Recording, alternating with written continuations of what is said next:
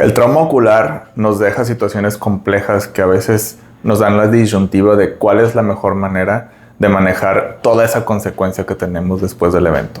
El día de hoy, el doctor Jesús Lozano nos comparte su experiencia en el manejo de aniridia y afaquia postraumática, probablemente utilizando materiales que no estamos tan familiarizados de este lado del mundo, pero siempre es bueno escuchar cómo se hacen las cosas en otros lugares y aumentar nuestro arsenal terapéutico con el que contamos en estos casos complejos. Espero que disfruten esta conversación tanto como nosotros. Bueno, bienvenidos a un capítulo más de Samurai Podcast. Hoy estamos muy contentos porque logramos hacer algo que hemos querido hacer desde hace bastante tiempo, que es comentar casos, pero ya de alguien más, ¿no? Ya basta de exhibirnos, güey. Y hay que exhibir a más gente. Nada, no es cierto. Siempre se aprende mucho de más gente. Y bueno, varias cabezas aportan más ideas. El día de hoy, la verdad, estoy muy contento porque tenemos de invitado al doctor Jesús Lozano. Jesús Lozano, Chuy, la verdad es más para mí como familia que otra cosa. Estuvimos juntos allá en la experiencia de Israel. Él estuvo inicialmente un tiempo, compartimos el hospital, después su formación lo llevó al hospital en el norte. Tú estuviste en Hadera, ¿no? Sí, Sí, en Hillel Yafo. En Hillel Yafo, ajá, y después hiciste la sub en Adasa. Y pues estás ahora en La Paz ejerciendo medicina, bueno, la práctica privada. Y pues abriendo caminos y trayendo cosas nuevas. La verdad me da mucho gusto, Chuy, que nos hayas aceptado la invitación, que nos compartas bastante del conocimiento y experiencia que tienes. Y bueno, adelante, hermano, platícanos qué nos vas a contar el día de hoy. Gracias. No, hombre, pues primero que nada, muchas gracias por la invitación. Un honor poder compartir casos. Creo que falta mucho cuando vas a congresos y cuando hablas con cierta gente. Muchas veces creo que falta ese diálogo honesto, sincero y directo, ¿no? Como lo tuvimos en el Fellow, como lo tuvimos en Israel, tú bien dicho. Te encuentras allá gente que son profesores, que han publicado 1000 artículos y bien relajados puedes platicar con ellos de cualquier cosa, honesta, directa, y te dicen los tips que requieres, ¿no? Y a veces vas aquí a congresos y, oye, muy bonitas las presentaciones, pero pues tal vez la cirugía duró, no sé, 3 horas y te la pasan en 2 minutos, ¿no? O en 1 minuto y te quedas como que, uy, nunca voy a poder hacer esas técnicas o no sé, se creen los dioses del mundo, ¿no? Y la verdad es que todos podemos llegar a ser casos complejos. Esa es la realidad. Yo creo que, no sé qué piensan ustedes, pero yo creo que si tienes un buen entrenamiento, con años de estudio y con años de estar ahí con alguien, con un buen mentor, puedes llegar a hacer cualquier caso. Y todos vamos a tener ciertas complicaciones y resultados favorables, ¿verdad? Pero creo que partiendo de ahí podemos como que bajar la espada y decir, ok, vamos a hablar honestamente de lo que hay, de lo que tenemos, y creo que eso nos ayuda a todos, a todos, a todos. La parte privada, es un sector muy, pues muy solitario, creo. Yo eso no lo había experimentado. Tú sabes, estuve en Israel bastante tiempo, casi 12 años, 13 años allá en total. Y la verdad es que siempre estás pues, con mucha gente, discutes los casos todos los días, hay meetings todo el tiempo, tienes todo el recurso pues a la mano. Y ahora sí llegas a México a, como tú dices, abrir camino en donde no hay mucho recurso en la gente que va a llegar contigo, en donde tienes que ser 100% eficiente y en donde no puedes experimentar. O sea, nosotros que decimos que hacemos casos complejos o casos de segmento anterior y de retina, fibrilación escleral, lo que tú quieras, eso es mucho bluff cuando estás afuera en un hospital donde tienes todo el recurso, porque puedes operar, si se te centra el lente intraocular, puedes volverlo a operar en ese momento, tienes anestesia general a tu alcance, todo es muy rápido. Y aquí creo que la curva es un poquito interesante y solamente lo va a entender aquel que se fue afuera y regresa, ¿no? Y que verdaderamente está en la privada. O sea, que no combinas como que la parte del seguro social o el ISSSTE, que está súper bien, pero si te metes total a la privada, sí creo que es muy interesante y que nadie pues te entrena para estar ahí, ¿no? No sé qué piensan ustedes. Sí, es muy... Bueno, yo sentía eso y yo creo que fue la misma experiencia que tuviste tú, porque el doc también se entrenó fuera, tú estuviste en República. Y igual, centros grandes que pues se diluye mucho el estrés, güey, ¿no? Y se diluye mucho la responsabilidad. Yo siento que el cambio más fuerte es, tienes que modificar las cosas para que tengas la técnica y los insumos con los que sabes que te va a quedar lo más eficiente y a la primera, ¿no? Porque menos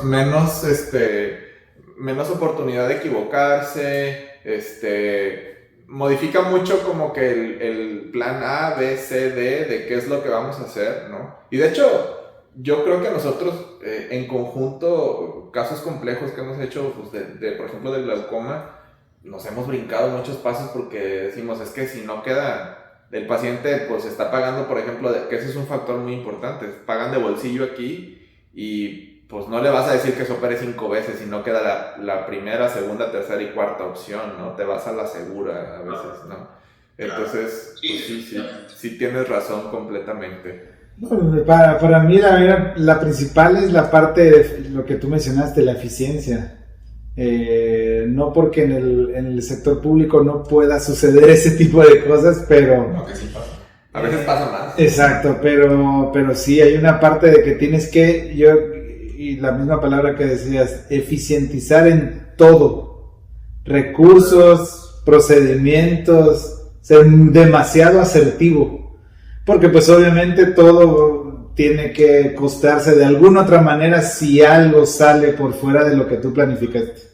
Que aparte ya la responsabilidad ahora sí ya nada más eres tú, ¿no? Ya no es del hospital, de la institución, ¿no? Eres Mario Riquelme, el doctor Maldonado, el doctor Jesús, o sea, ya no hay nadie más atrás de ti, ¿no? Nadie más te va a venir a ayudar a los problemas, ¿no? Definitivamente. Bueno, y tú me habías comentado no habíamos hablado aquí en el podcast antes de la parte de Iris. Lo hemos visto parcialmente en otros, o sea, por ejemplo con David vimos una parte ahí de trauma, se mencionó muy superficialmente la parte de prótesis de iris, pero bueno, a mí se me hace súper interesante. Yo la verdad no tengo mucha experiencia con esta parte de prótesis de iris. Yo sé que tú lo has manejado más. No sé, ¿tú has manejado? No, la verdad que no. Si acaso, las prótesis no, literal. Lo único que es las suturas, ¿no? Las desinserciones, por algún momento cuando hay un área del iris que no, haces los segmentos. No, los segmentos de... Los segmentos de iris que puedes detener. Y unas pocas veces cuando haces esos, que también es una opción muy poco usada, pero los que son los lentes intraoculares, ¿cómo se llama? Se me fue el nombre. Los que traen como los pupila. Que traen la pupila, sí, se me fue el nombre. Pero creo que esos no están disponibles aquí en México. Sí, no, en México yo no los he visto poner, eso sí yo los vi allá, afuera. Como un pinhole. Tienen exacto, eso. Es un pinhole, es un lente intraocular con pinhole. Que también se pueden llegar a utilizar, pero de implantes no, la verdad que muy interesante. Si tú lo estás haciendo, mira, muy interesante. Sí, gracias. Pues mira, les voy a traer un caso que la verdad es que son casos contados. Yo creo que si hacemos una encuesta de quién ha hecho más de 3 de estos casos, pues la verdad es que va a haber muy poca gente. Este es el único caso que yo he hecho en cuanto a un implante de lío acrílico con un iris junto. Esta es una compañía rusa, y tuve la oportunidad, justo terminando mi fellow, cuando me contratan en el otro hospital, ya como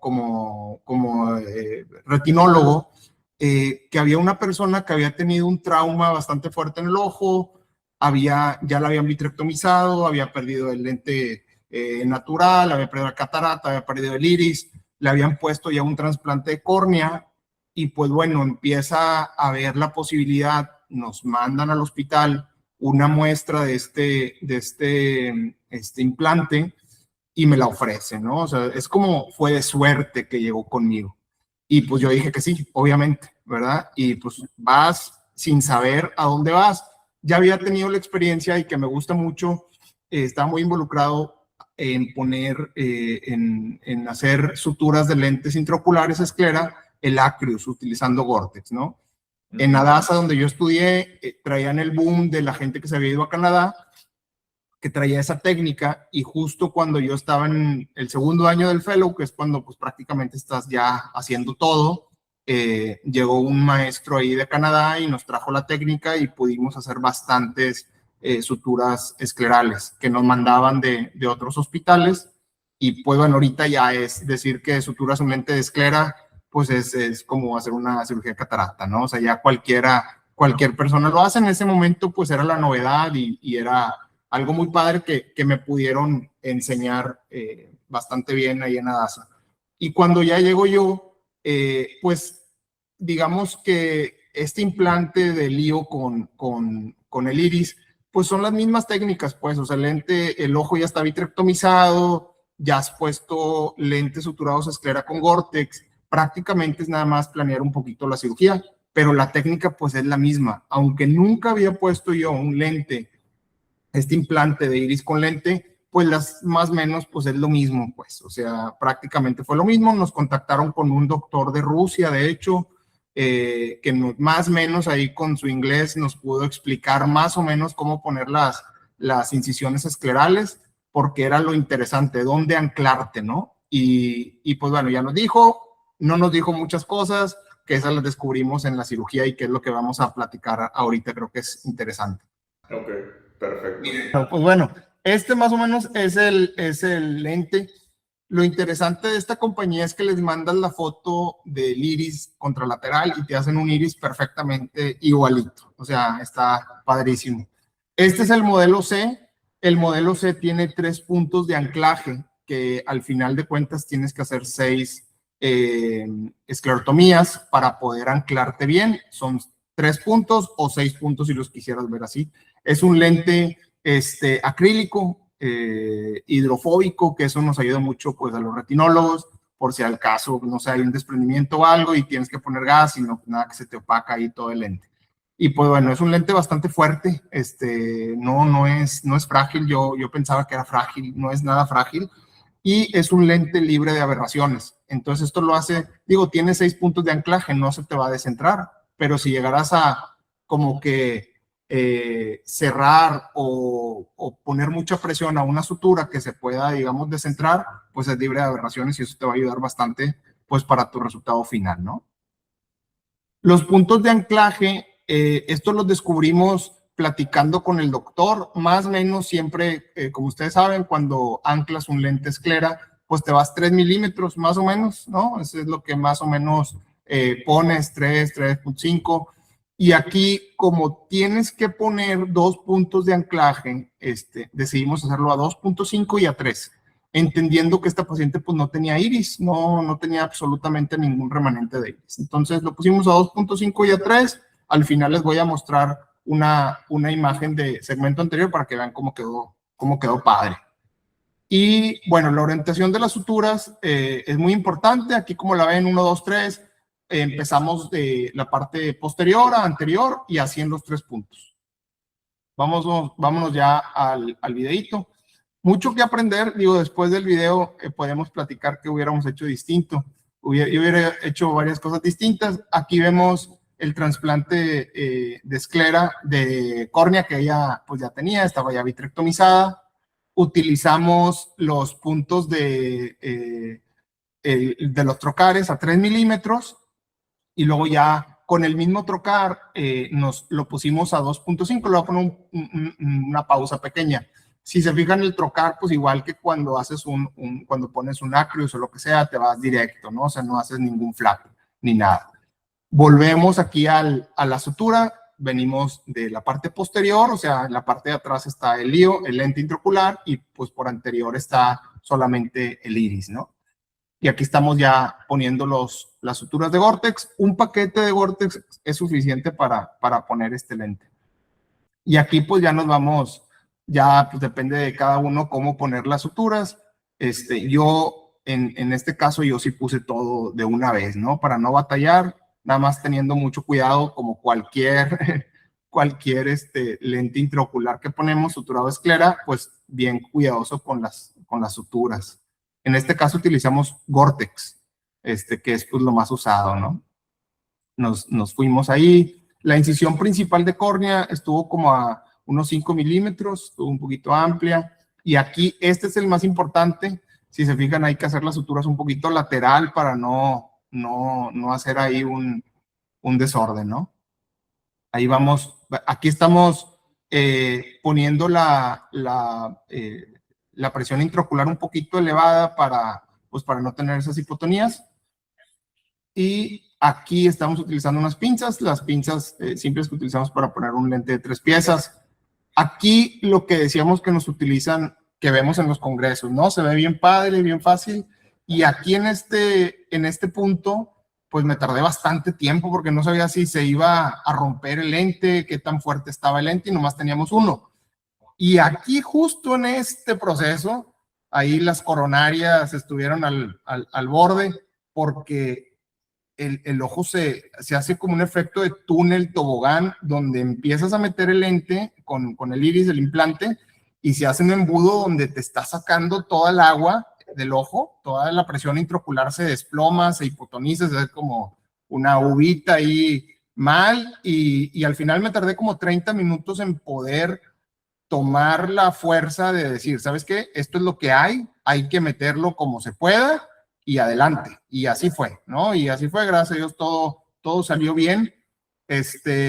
Aquí hacemos la técnica de 3-1-1. Digo, no sé cuál utilicen ustedes, pero 3-1-1 en cuanto a la sutura para poder introducirla bien, no tener ningún problema para poder colocar ese nudo dentro de la esclera y no exponerlo, y que no vayas a tener ahí un proceso de irritación. Al final pusimos suturas en la parte principal de la córnea, y quedó el lente pues bastante bien centrado. Esta sutura la tuve que poner un Vicryl 7.0 porque me estaba muy débil la esclera y estaba ahí liqueando bastante. Y pues bueno, ese fue el caso que pusimos. Quedó muy bien. No tengo fotos del postoperatorio. Fue una persona que recuperó agudeza visual, disminuyó mucho la fotosensibilidad, y pues la parte cosmética también le funcionó bastante bien. Creo en un segundo caso, no he tenido, y si lo llegara a tener, en una paciente que no haya tenido, por ejemplo, un trasplante córnea, creo que el mejor abordaje, ustedes me van a decir qué es lo que opinan, pero yo haría un túnel escleral, definitivamente, hacer un flap grande, como una extracción de catarata, y tener un poquito más de, que se vea un poquito más elegante, y el tiempo de recuperación pues obviamente es mejor y está más controlado todo. Y es más fácil, creo, introducir el implante hacia la cavidad. Creo que eso sería algo importante que cambiaría, pues. Pero bueno, primero que nada, te quedó impresionantemente bien. Digo, para hacer, bien dices que, o sea, lo dices muy sencillo, pero tener buenas bases te da la posibilidad de expandir a otras técnicas y aplicar cosas nuevas, pero todo gira sobre bases muy específicas. Entonces, todo asentado sobre una muy buena base de las técnicas quirúrgicas te va a permitir asimilarte más fácil a atreverte a hacer cosas nuevas, ¿no? Siempre y cuando tengas las bases bien afianzadas, yo creo que pues no debería de dar tanto miedo el ver qué más podemos hacer, ¿no? El adoptar nuevas tecnologías. Y pues digo, yo creo que eso, varias gente va a simpatizar con eso, y así nosotros hemos hecho eso. nos hemos aventado a hacer cosas que dices tú, oye, pues no es lo más común, pero hace mucho sentido, ¿no? Y vamos a utilizar esto que hacemos acá y lo vamos a adaptar aquí. Y está interesante porque creo que no hay muchos que ya tengan el lente intraocular también, de los estos de implante de iris. Yo casi siempre he visto es puro implante. Sí. Puro implante de iris. Yo pensé que era separado, pero viene... Está unido, está junto. ¿No? El lente ya viene con la impresión del color, ¿no? Porque está increíble. En teoría serían 2 procedimientos. Sí, y aquí lo haces uno de un jalón todo. Como dice, la parte de la taquicardia es poder meter el lente. Claro. Ella me contó, o sea, que hablé con el doctor, el ruso que pues, el que es parte de la compañía que los ponía allá, o que los sigue poniendo, y nunca me dijo que era difícil ponerlo. O sea, me dijo, no, sí, tú haces ahí una incisión de 5 milímetros, 4.5, y me lo pones y le subes la presión intraocular y todo bien.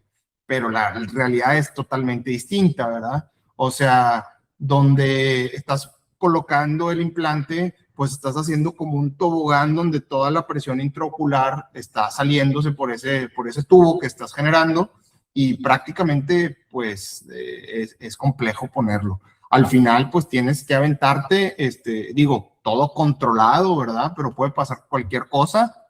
Gracias a Dios aquí no pasó absolutamente nada, pero ese creo es un punto que tal vez en un futuro pudieras hacer una incisión esclerocorneal, un túnel, y ahí tener un poquito más de espacio para poder meter el lente o el implante y obvio, pues no tener tanto problema. Creo que por ahí pudiéramos cambiar ese detalle. ¿El túnel no te limitaría un poco la posición de las suturas? No, bueno, depende. Mira, las suturas, pues tienes que anclarte en 3 puntos. Si el túnel lo hace, no sé si vean el mouse ustedes. Si la incisión esclerocorneal que haces, vamos a decir, es de esta zona a esta zona, como nosotros hacemos las extracciones de catarata, pues te puedes anclar, vamos a decir, un punto aquí, un punto acá y un punto acá, vamos a decirlo así. O sea, no puedes rotar. O sea, no es un lente que puedes rotarlo y puedes anclarte donde tú quieras. Pero es algo que lo tienes que tener casi hacer el esquema, marcar al principio dónde vas a poner los trocas, dónde vas a poner la incisión, dónde vas a poner el anclaje para que no la riegues y se te olvide y ya valiste, ¿no?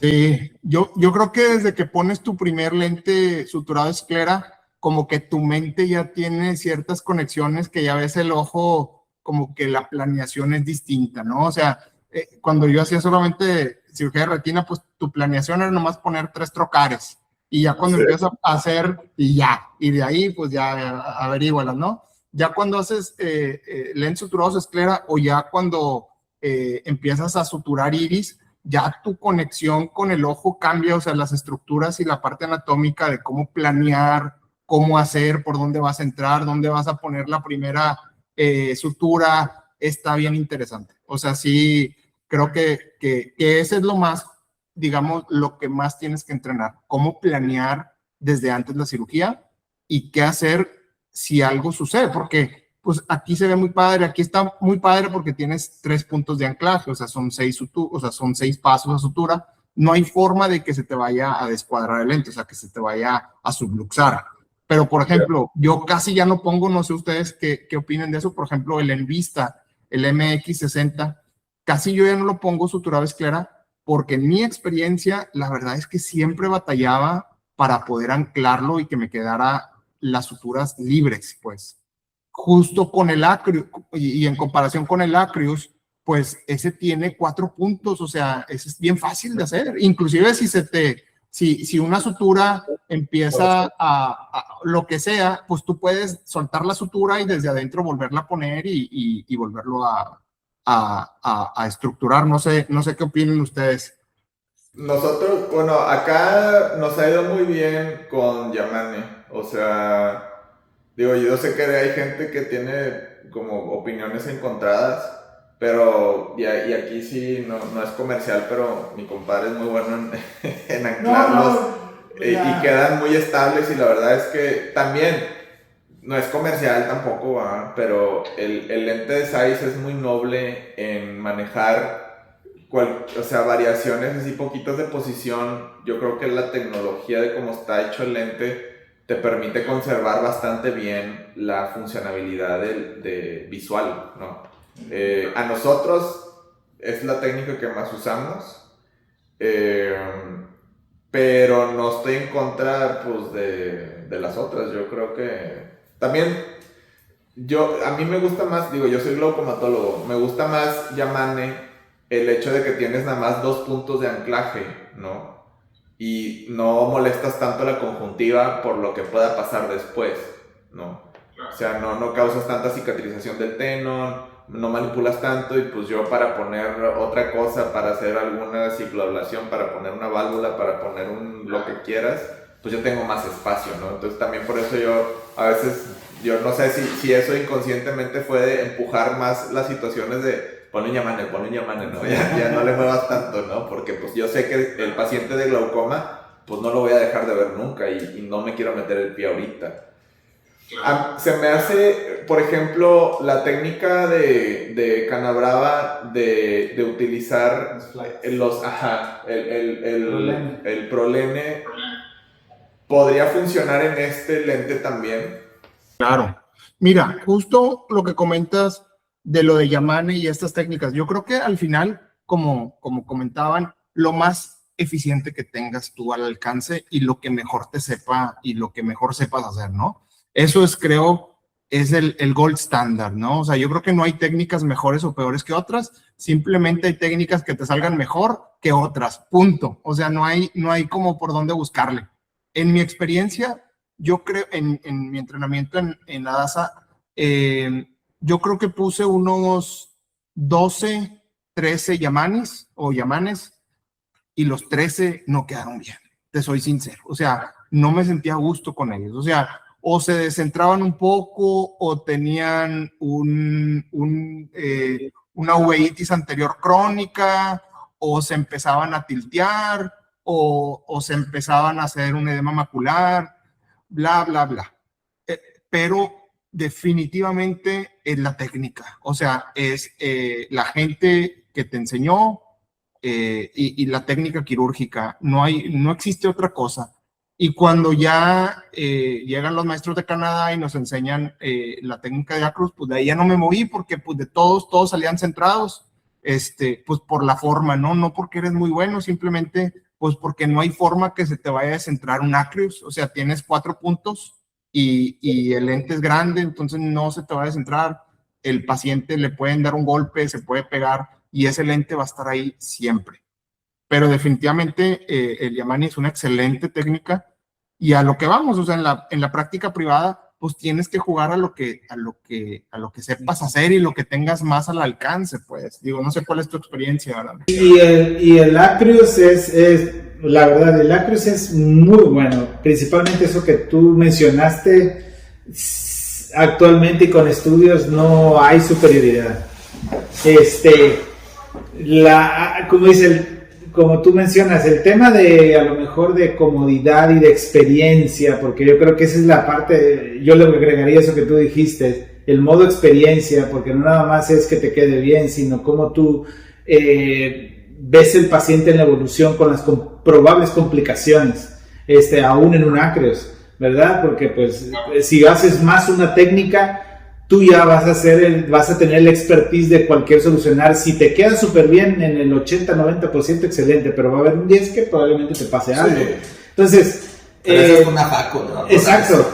Pero pues obviamente yo siempre les comento, en todo el aspecto de eso, la verdad, el Acrus, obviamente yo he hecho, la verdad, muy poquitos, incluso yo creo que hice 4. La verdad que coincido contigo, es más experiencia que realmente qué es lo que te queda mejor en tus manos. Pero yo creo que a la necesidad de la práctica en la que tú haces es lo que vas, siento, modificando, ¿verdad? Estos comentarios que te decimos en cuestión de Yamane, sí, te voy a ser muy honesto, cuando empecé a hacer Yamane, esa es la principal complicación, la descentración, la inclinación. Pero conforme tú lo vas haciendo con el tiempo, pues obviamente tú la vas, como dicen, mejorando, y le vas encontrando la forma de cómo poder Todo lo que no está escrito. Sí, es exacto lo que tú dijiste, ¿no? El tip, ¿no? Mira, incluso te empieza... No sé si tenga que ver que la técnica que tú haces es la de los trocars. Sí, en cambio es exacto, por decir, a Mario al principio cuando hicimos los primeros casos aquí en Cancún, fue un poco, se sorprendió porque pues lo normal es la parte de las agujas. Entonces, claro, es lo que yo conozco. En el fellow, obviamente, pues tú empiezas a experimentar un poco, aprendes, ¿no? Entonces, junto con un fellow superior que yo tenía, hicimos una revisión, hicimos un comentario de literatura, la misma Yamane, pero con trócares 27. Órale. Entonces, obviamente, cuando lo pruebas y dices, ay, mira, no se te descentró, no se me tilteó tanto, no se me hinchó tanto, no se me inflamó.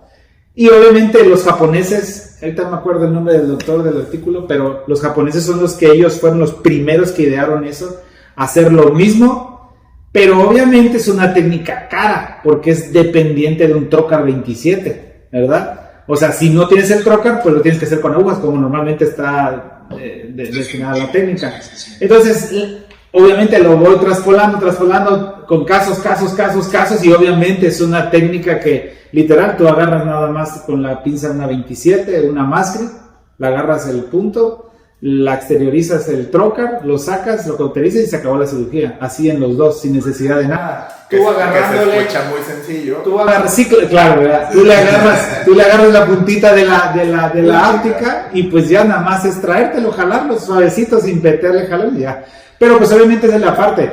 La verdad, siendo muy real, el Acryos, ahí sí hay que, no lo dice uno, la verdad la evidencia en general el Acryos sí tiene su punto muy aparte en cuestión a lentes para tratar afaquias, el Acryos sí es muy superior. Lo que se refiere mucho al Yamane es la curva de aprendizaje. Sí.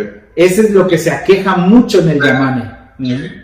Entonces, la verdad que oye, este lente suena muy interesante porque siempre hay sus pacientes de trauma ocular que nos han llegado, en los cuales se echó medio pedazo de medio iris para afuera, ¿no? Y híjole, ¿no? Y tener que primero vitrectomizarle, quitar los restos de cristalinos, tú sabes, todo el proceso normal de poder hacerlo. Y híjole, ¿no? Pues hay que hacerle, en este caso, ¿no? Nosotros que hacemos aquí el Yamane, ¿no? Y luego otra vez el implante de iris, ¿no? Los dos procedimientos, la inflamación al otro día, la manipulación a la córnea, el edema corneal, etcétera. Entonces, la verdad que, híjole, suena muy interesante el poder poner todo en un solo. La verdad que está muy bueno, muy padre, la verdad, muy bonita la técnica. Como dices tú, son cosas que terminas aprendiendo y la principal retroalimentación es para ti. Pero la verdad que muy interesante, a ver si un día podemos. Lo vamos a buscar. Ver unos puntos, claro. Miren, y aquí es esta imagen este es el remanente de iris, y pues bueno, aquí ya está el implante donde se ve el iris y el implante muy padre. Y aquí creo que lo interesante, digo, es lo que comentabas, que en el Yamane pues ya nada más pones y es más rápido, ¿no? Y aquí es todo como que cuánta tensión tienes que darle al Gore-Tex para cerrar. Los tips, digo, si hay gente que está escuchándonos y que le interesa esto, el tip mío que me ha funcionado es siempre cierra tus suturas cuando la presión está perfectamente un poquito más de lo normal. O sea, que esté un poquito más tenso el ojo que lo normal. Ahí sí cierra. Yo hago el 3-1-1, o sea, me anudo 3 veces, pongo el iris en posición o el implante en posición, y luego ya cuando está todo bien, que ya me voy 1-1-1 y luego 1-1-1 y ya pongo todo adentro, ¿no? O sea, el nudo lo pongo adentro de la esclera. Y algo, fíjense, yo antes utilizaba Gore-Tex y les muestro ahorita, hay esta sutura que ya estoy empezando a utilizar, se llama Ceramon. La utilizan los maxilofaciales. Y la Gore-Tex. ¿Cómo se llama? Ceramon. Ok. Esta la utilizan los cirujanos maxilofaciales para los implantes de las encías y bla, bla. Y es el mismo, es más o menos el mismo, es de la misma familia del Gore-Tex, pero el Gore-Tex es muy poroso, entonces a veces es muy difícil de manipularlo. Por eso se te puede llegar a, cuando tienes mucha sutura dentro del ojo, se te hacen nudos y es un desastre. Y esta es más delgada y esta sí es una sutura, o sea, sí es un 6 ceros. Si te fijas, o sea, este sí es una sutura real y tiene la estructura de la sutura y no es porosa. Entonces, esta está padrísima y pues bueno, como un extra, ¿no? Pero sí creo que está interesante. Popular este Ceramon que el Gore-Tex. ¿Cómo, perdón? Es más fácil manipular esta sutura. Exactamente. Es más fácil manipular y la consigues también aquí en México con los distribuidores de los cirujanos maxilofaciales. Ya ven que el Gore-Tex lo ponen los cardiotorácicos. ¿Qué tanto, qué tanta tensión, qué tanta, o sea, interactúa como cualquier sutura? Igualito que el Gore-Tex, o sea, pero un poquito más flexible en cuanto vas a anudarte, en cuanto vas a manipularlo adentro del ojo. Ya ves que el Gore-Tex no es una sutura real, está como aplanado. Exacto, entonces es más una sutura real, es más fácil de manipular y creo que es una buena ventaja. Está padre, ya lo he utilizado, ya lo utilicé una vez y la verdad es que está muy, muy bien.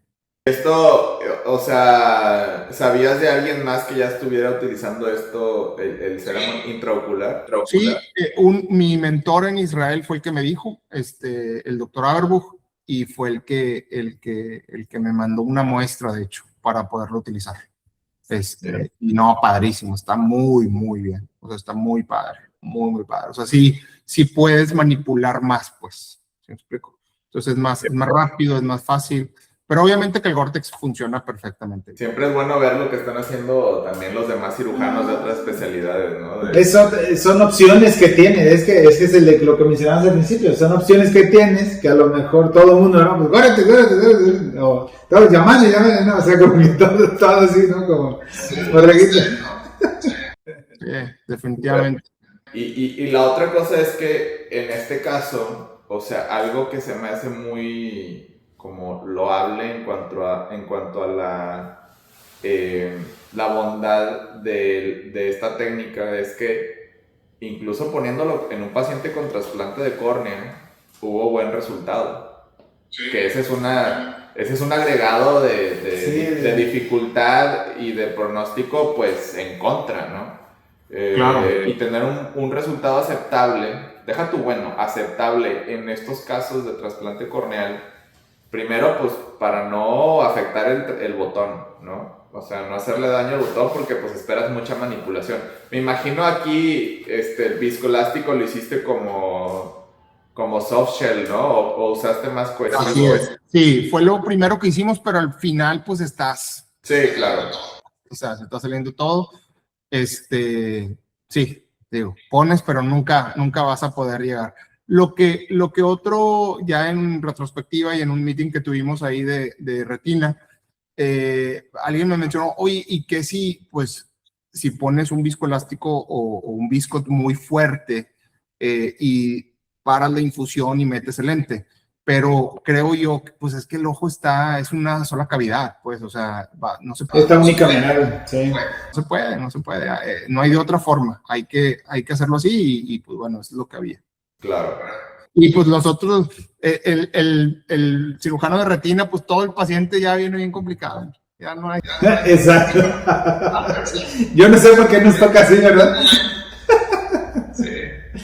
Y oye, hablando aquí el tema, ¿verdad? No traumatólogo, pero en cuestión a la presión, ¿cómo le diste en cuestión a la presión intraocular? ¿Se aumenta, disminuye? Ya ves, por la forma de la colocación y todo, el ángulo. Sí, fíjate que esta paciente en particular me dio hipotensiones importantes, los primeros, ¿qué será? Las primeras 3-4 semanas, de presiones de 6, presiones de 4, pero cámara bien formada, y lo más seguro es que de alguna forma tenía algún leakage por ahí por las esclerotomías. Pues son 6 puntos de esclerotomías, en una córnea que ya está muy delgada, que es un paciente multitratado, pero solo se quitó. O sea, también es un paciente que ya se le hizo dos vitrectomías, se le hicieron la primera y luego yo le hice una vitrectomía aquí para quitar los remanentes del vitrio adherente, para que pues cuando estés manipulando por dentro no vayas a hacer un desgarro en la retina posterior por tantas esclerotomías que estás haciendo. Entonces, pues obviamente ibas a tener como los tenemos los que ponemos Acreus. La gran mayoría de los pacientes tiene 1 o 2 semanas donde hay hipotonías de 4, 6, pero siempre está bien formada la cámara, el ojo está bien y la gran mayoría de las veces se soluciona. Un tip creo que cuando vas a poner un lente fijado de esclera, también en Yamani creo yo, es hacer una vitrectomía completa. Ahí entraremos en debate, pero creo que es bien importante por el detalle de las adherencias en vitrio a toda la manipulación que estamos haciendo. Nuestra mente como retinólogos tenemos como que imposible que puedas entrar a cavidad, moverte y que el vitrio esté ahí, ¿no? O sea, es imposible pensarlo hacer. He visto buenos resultados en gente que no hace vitrectomías completas, pero creo yo que una vitrectomía completa sí es bien necesario. Fíjate que nosotros sí, definitivo. Aprendimos y no nos tomó tanto tiempo aprender, pero nos dimos cuenta que en casos complejos el vitrio más de las menos veces te juega en contra eventualmente. Y te lo digo yo, te lo dice, o sea, por la parte de retina, y te lo digo yo como glaucomatólogo, es más problema del que nosotros pensamos. Y justamente en donde tomamos un giro de decir, ¿sabes qué, bro? Cirugía compleja va para afuera, güey. Ya, porque como que es un factor menos de problemática a mediano y largo plazo que no te va a echar a perder la cirugía, ¿no? Durante el procedimiento y después. Y la verdad es que pues hemos tenido muy buenos resultados con casos muy, muy complejos. Y por ejemplo, yo creo que pues si hubiera tenido remanente de vitrio o algo así, no le hubiera ido tan bien o puedes tener complicaciones eventuales, ¿no? No, el detalle mucho es en el que pues obviamente hay un componente muy aparte de que, como tú dijiste, que tú seas retinólogo y siempre vas a pensar más, o sea, en la probable complicación más fatal que es un desprendimiento de retina posterior a una cirugía. O sea, tú lo que menos deseas es que al otro día le ves un agujero o una hemorragia o algo cuando tú realmente lo operaste para que tratar, entre comillas, mejorar lo más que se pueda. Entonces, yo siempre le he dicho, hay muchas partes en las cuales el compartir, y eso yo creo que es algo que lo hemos tratado de transmitir, oye, tú glaucoma súper bien, dale, oye, tú haces bien, dale, retina bien, hazlo completo y hazlo, cerciórate bien, debe de quedar bien, si necesita láser, dale láser, si necesita gas, ponle gas, si en cámara anterior o en cámara posterior o ponlo de costado. O sea, yo creo que mucho el saber tus límites y también poder hacer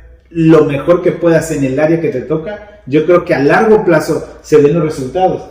A largo plazo con los pacientes que también hemos realizado de casos difíciles, de casos complejos, de casos que tú dices, oye, mira, encontramos agujeros, oye, mira, ¿sabes qué? Está un poco hipotono, yo sé que a lo mejor se te va a mover un poco el tórico adelante, pero vamos a dejarle un poquito de aire o de gas, tantito, unas semanitas, no le voy a hacer todo el intercambio completo, un tantito nada más para que mantenga un poquito la cámara. Y ese tipo de cosas, en el poder hacer todo un abordaje completo de cada quien, yo creo que a largo plazo es donde ves el resultado. Y el manejo de esteroides, ¿cómo lo manejaste en el postoperatorio, la inflamación? Bien, fíjate, todo caso complejo o que estoy mucho tiempo en el ojo, siempre dejo Subtenon Kenoloc, o sea, siempre. Triamcinolona, siempre. Y siempre en estos casos, digo, ahí si nos va un internista nos va a hacer la polémica, pero yo en todos doy un bolo de esteroide, en todos, antes de tocar el ojo. O sea, doy un bolo de esteroide antes de tocar el ojo, al final del ojo pongo triamcinolona subconjuntival, con la cánula para irme subconjuntival, pues, y solamente. Y luego tópico nada más, o sea, nada más, no me da ningún problema. A veces, la verdad es que no he tenido tantos picos de hipertensión ocular, ¿eh? O sea, he tenido pocos y los pocos que he tenido se han resuelto. O sea, no tópico y ya, o sea, no pasa nada. Creo que en ese caso, y a todos los manejo igual, o sea, no, sinceramente, aunque tengan glaucoma o aunque tengan algún otro detalle, siempre pongo un bolo de esteroides y siempre pongo un bolo de un triamcinolona, pues.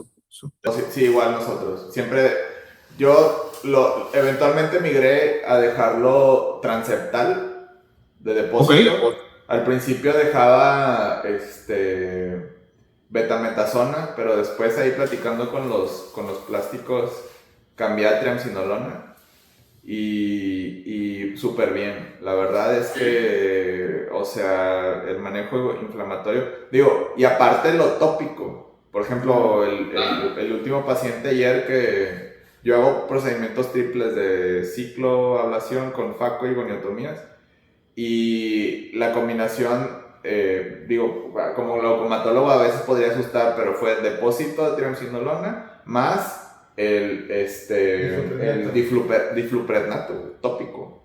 Y el paciente llega muchísimo mejor de como te lo esperas por el procedimiento agresivo que fue, ¿no?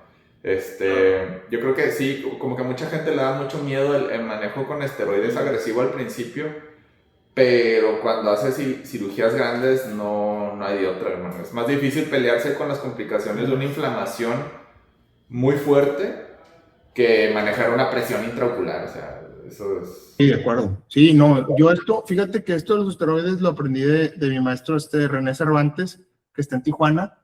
Y él maneja así, o sea, o sea, no hay que tenerle miedo al esteroide para pacientes especialmente diabéticos. Sí, bueno, eso es lo que hacemos. Oye, veo que tienen más ahí slides en la presentación. ¿Cómo más tenemos? Tú nos dices, para ver cositas que a veces no lo vemos todos los días. Fíjense, este es un paciente, 96 años, con una degeneración macular en tratamiento con antiangiogénicos, que te llega pues así, ¿no? O sea, movimiento de mano, ahí qué le haces, ¿no? O sea, ahí qué le haces. La mácula está en esta zona. Y pues bueno, para irnos más rápido, le hicimos una vitrectomía, TPA, subretiniana y gas. ¿Ok? Y aquí está 6 meses. 6 meses del tratamiento.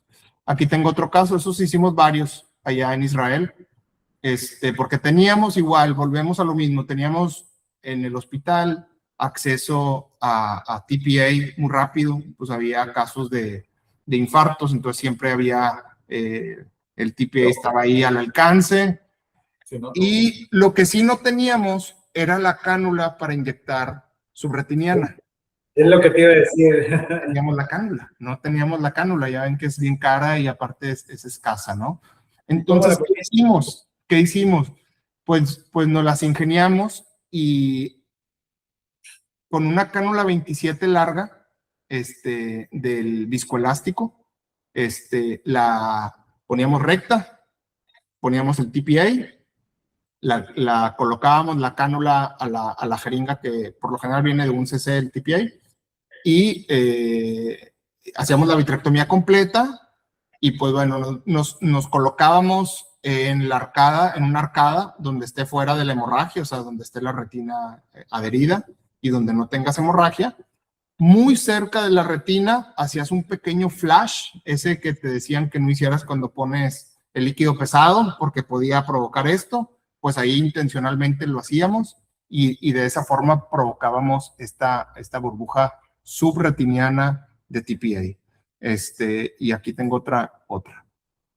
Y fíjate que nos fue muy bien, hicimos como 6 o 8 casos de este tipo, donde ya el paciente estaba pues desahuciado de su agudeza visual, ya de movimiento de manos, y nos fue muy bien, tenemos bastantes casitos reportados.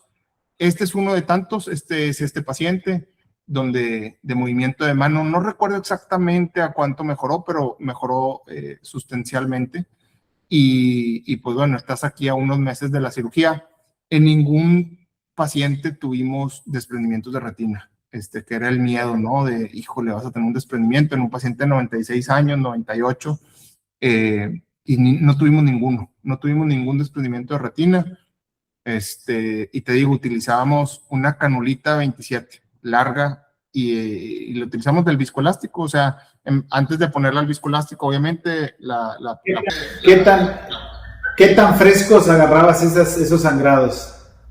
Rápido, esa era la bondad. Sí, bien, esa es una excelente pregunta. En 6 u 8 horas estaba adentro con TPA subretiniana, de que llegaba a urgencias. Estaba padrísimo.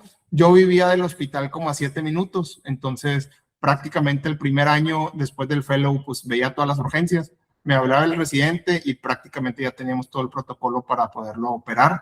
Y operamos bastantes personas grandes de edad, de 90 plus, en anestesia local, o sea, con un bloqueo, pero sin sedación ni nada, porque por lo general estas personas, pues no puedes hacer sedación, están muy grandes, o si haces sedación es peligroso, se te pueden desaturar, bla, bla, bla.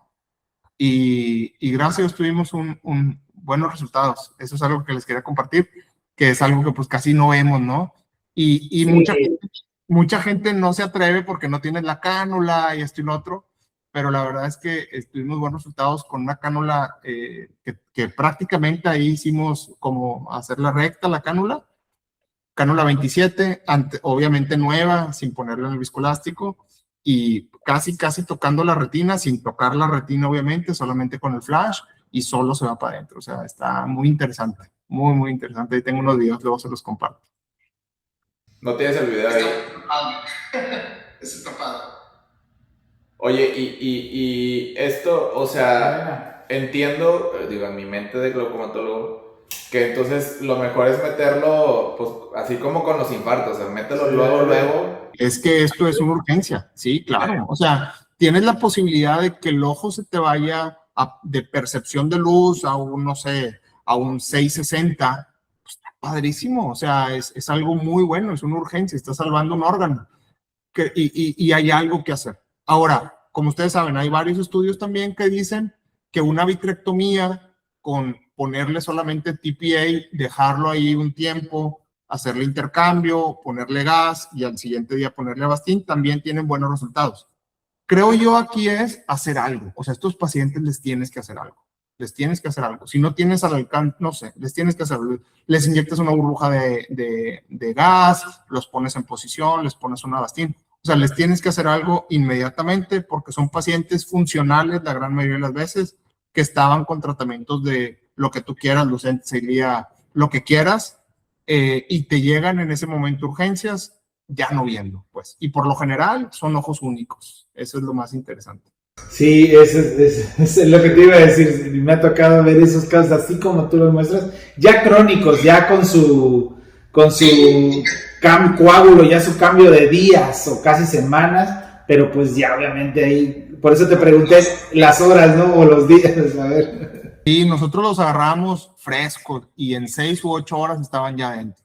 Ahora, ¿estabas de acuerdo que tenías un quirófano pues accesible, que tenías todo al alcance, bla, bla, bla?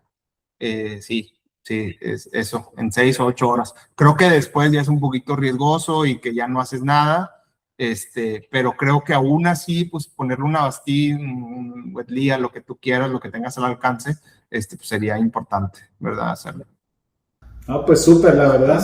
Súper bien. ¿Y la cánula la enderezabas manual o si usabas algo? Manual. No había de otra forma, porque no hay 27 rectes. Claro. Bueno, yo no tenía acceso a...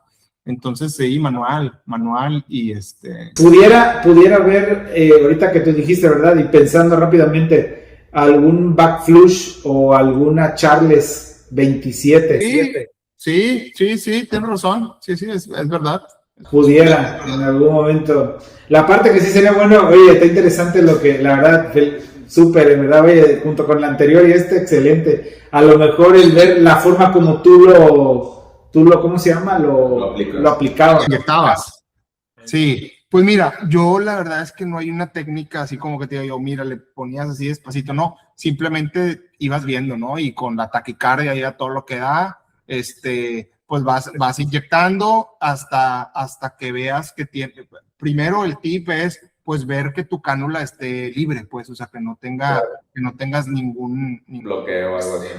Exactamente, y eso tú lo vas a ver porque el TPA te lo mandan de la farmacia en una jeringa, tú lo vas a poner en un recipiente, entonces vas tú en ese momento a agarrar una jeringa y vas a ver que esté funcionando bien, tomas tu TPA, pones tu cánula ya, vas adentro, le quitas el aire primero, como si pusieras lo que sea, líquido pesado, lo que sea, para que no tengas burbujas, y ya adentro pues ya empiezas a inyectar. Ahora vas a ver que el TPA es muy denso, entonces se ve donde lo vas inyectando. Y ya cuando o sea, ves inmediatamente donde se hace la burbuja, ¿no? Es algo muy, pues no sé, muy rápido que lo ves ahí. Sí. Es algo muy rápido y que, pues sí, está interesante. Encuentras el video y lo o me lo mandas o lo subes ahí a tu canal de YouTube, lo pongo aquí linkeado para que la gente pueda ver la técnica. Están que seguramente le va a servir a más gente y se van a aventar. Porque la canulita... ¿Cómo? La canulita es carísima, sí, esa canulita. Sí, caray. Y no la vas a tener en tu quirófano, ¿estás de acuerdo? O sea, no la vas a tener. Y ahí lo interesante es poner la frecuencia cardíaca del médico, ¿no? Cuando esté inyectando, a ver cuánto sube. Te pones un clopidogrel ahí al ladito. Sí, ya sé, así es. Pero fíjate, no tuvimos ningún desprendimiento de retina y eso también, digo, ya lo extrapolas a otras cosas cuando estás haciendo un agujero macular, que estás pelando ahí la membrana limitante interna, que a veces tienes por error o por lo que tú quieras un pequeño agujero ahí que no estaba planeado, pues no es gran cosa, pues, o sea, no, tampoco, o sea, digo, para la gente que va empezando y también para nosotros que tal vez tenemos mucha experiencia, que te agüites, ¿no? O sea, de que estás haciendo un agujero macular y pues quieres que todo salga perfecto y tal vez muy enlarcada, haces un pequeño agujerito, no pasa nada, o sea, continúas tu cirugía, de ahí te anclas y quitas la membrana ilimitante interna y no va a pasar nada si pones gas y le das posición. O sea, eso también como un extra, ¿no? De que, oye, pues aquí estás inyectando y no se desprende después de que pones gas, pues quiere decir que si haces un pequeño agujerito teniendo una membrana epirretiniana o un agujero, lo que sea, no pasa absolutamente nada si estás lejos, ¿no? Eso es como extra para apoyarnos a los retinólogos. Es súper bien, Michu. Oye, máquina, la verdad es que, digo, me imagino que, pues como todo, ¿no? El haber podido entrenar, pues igual que tú, como viste, en otros lados del mundo te da chance de ver otras formas de pensar y enriquece mucho lo que uno, pues, encuentra aquí en el medio, ¿no? Siempre... Yo creo que es algo de que yo le admiraba mucho, que en Israel se veía mal que te quedaras ahí a hacer el fellow, ¿no?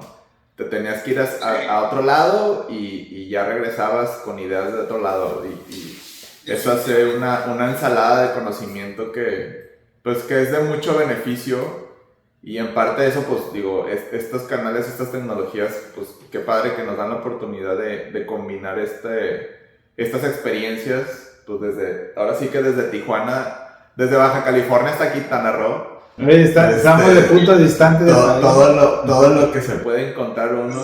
La Paz, desde La Paz. Aún más allá. Aún más allá de Tijuana. Más al norte, tienes razón. Más casi en la mera esquina. Sí, por tan lejos de los distantes. Bastante. Pero bueno, fíjate cómo como decías al principio, digo, cerrando aquí el ciclo un poquito, pues hacer todo esto y saber que tienes las herramientas de, pues a veces como romper un poquito el molde y resolver problemas, pues ya solo, ¿no? Afuera. Entonces, conocer estos tips que a lo mejor son, yo les digo, cosas off-label, ¿no? De uso no típico de lo que normalmente estamos acostumbrados a hacer, pero que tienen buenos resultados. y pues eso tiene bastante loable, ¿no? Sí, concuerdo con eso. Y creo que ahorita la gente, digo, cada quien tiene su historia, ¿no? Y hay gente que sí se puede ir, gente que no se puede ir, pero creo que ahorita la tecnología, sinceramente, no ocupas irte de tu lugar de origen, ocupas tener buenos mentores que te enseñen lo básico, y verdaderamente la tecnología, los videos están extremadamente bien explicados. No mis videos, los videos de cierta gente sí ya muy reconocida a nivel mundial. O sea, está todo en el internet, está todo, todas las técnicas, todo lo que tengas que aprender después de tener una buena base de hacer vitrectomía, hacer una buena catarata. Creo que después de ahí puedes hacer todo lo que tú quieras. Obviamente que si las bases no están sólidas, pues es difícil, pero si tienes una buena base de cirugía de catarata, de cirugía de retina, en nuestro caso que somos retinólogos, creo que puedes después de ahí migrar a cualquier cosa, inclusive una técnica nueva viendo un video, pues, o sea, digo, está polémico lo que digo, pero creo que si tus bases son sólidas, son firmes y tienes un buen entrenamiento, sabes resolver complicaciones, creo que ahorita, pues ya la tecnología juega a tu favor, ¿no? Claro que sí. No, hombre, Michuy, pues muchas gracias por compartirnos parte de este arsenal de cosas diferentes que nos proporcionas. Yo creo que vamos a tener que hacer una segunda parte, bro, para que nos des más tips, porque están buenos comentarlos. Digo, yo creo que están más emocionado Maldonado que yo, más de retina, güey. Yo estoy aquí echando porras, pero está muy padre. No, la verdad, súper. Gracias, no, hombre, un honor. Te agradezco bastante, de verdad te voy a volver a invitar para que nos pases más casos, están buenos. Gracias. Y la verdad tiene mucho pegue esto de comentar casos difíciles. Yo creo que lo que dijiste al principio pues es como que un secreto así que no nos gusta comentar las cosas difíciles a lo mejor, pero es de donde más se aprende. Claro. Y pues bueno, gracias otra vez por aceptarnos la invitación, esperamos que nos vuelvas a aceptar pronto el estar aquí otra horita platicando, para tener más conocimiento. Y pues bueno, te mandamos un abrazo, hermano, te dejamos descansar, regresar con la familia. Estamos a Cancún. Claro que sí, o te visitamos nosotros allá. También, no conozco por ahí, Sí. Ya sé, a tus órdenes. No, hombre, pues ahí estamos platicando. Un honor igualmente. Un abrazo, hermanito, que estés muy bien, saludos a la familia. Bye.